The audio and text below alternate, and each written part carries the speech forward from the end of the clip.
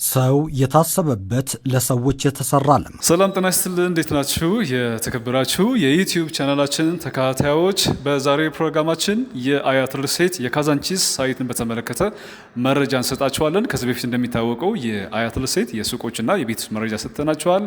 የካዛንቺስ ከንቲባ አዳነች አቤቤ የካዛንቺስ ኮሪደርና መልሶ ልማት ሰዎችን ማዕከል ያደረገ ነው ይላሉ። ተጎሳቆለ ሰፈርን ያስዋበ በአዲስ አበባ ከተማ የነዋሪውን የቤት ፍላጎት ጥያቄ ምላሽ ለመስጠት መንግስት በሚያከናውነው ግንባታ ብቻ መመለስ አይቻልም። ይህንንም የተገነዘበው አስተዳደሩ ውጤታማ ስራ ለመስራትና የዜጎችን ፍላጎት ለማርካት የግሉ ዘርፍ ከመንግስት ጋር በአጋርነት በቤት ልማት መርሃ ግብሩ እንዲሳተፍ መደረጉም አንዱ አማራጭ ነው። አዲስ ውበትና አዲስ ውብ ከባቢን መፍጠር የቻለ እንደሆነም ከንቲባዋ ይናገራሉ። ከፍተኛ የኢኮኖሚ ስብራት፣ የማህበራዊ ስብራት የነበረበት የከተማችን አካባቢ ከመሃል መሰረት ተደርጎ ታቅዶ ተፈጸመም። ለኑሮ የማይመቸው ተበጀ፣ የፈራረሰው ቆነጀ።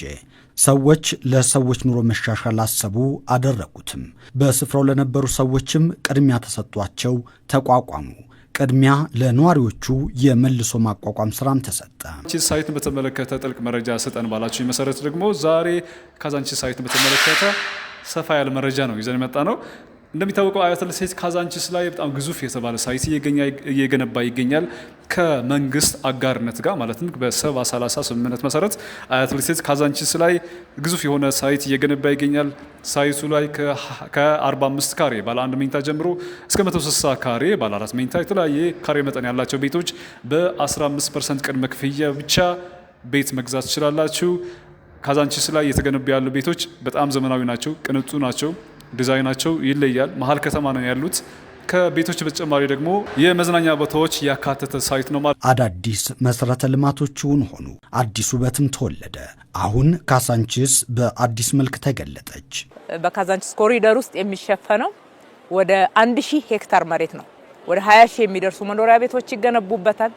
መንገዶቹ ኔትወርክ ሆነዋል። ወደ 40 ኪሎ ሜትር የሚሸፍን ነው። እነ ቸርቸር ጎዳና፣ እነ ለገሃር ከስጢፋኖስ 4 ኪሎ ከ4 ኪሎ ስጢፋኖስ መንገዶች ሁሉ እንደገና መልሰው የለሙት በዚሁ ኮሪደር ስር እየተቀናጁ ነበርና ካዛንቺስን ደግሞ እንደምናየው መንገዱ ኔትወርክ ሆኗል። ካዛንቺስ ሌሎች ቀድሞ የተሰሩ ፕሮጀክቶችን ማስተሳሰር የቻለ ነው። ነገውንም ትውልድ ያሰበም ነው። ፋይዳው ከዚህም አልፎ እስከ ዜጎች ክብር ማስጠበቅ ይደርሳል። የእግረኛ መንገዱን ካየ ነው ወደ 81 ኪሎ ሜትር የሚሸፍን ነው።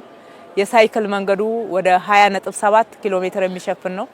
ወደ 15 የሚደርሱ የህፃናት መጫወቻ ስፍራዎችን ገንብተናል። እሱም ብቻ አይደለም፣ በተጨማሪ ፓርኪንግ ነው ትልቁ አዲስ አበባ ላይ መንገድ የሚያጣበበውና የመንገድ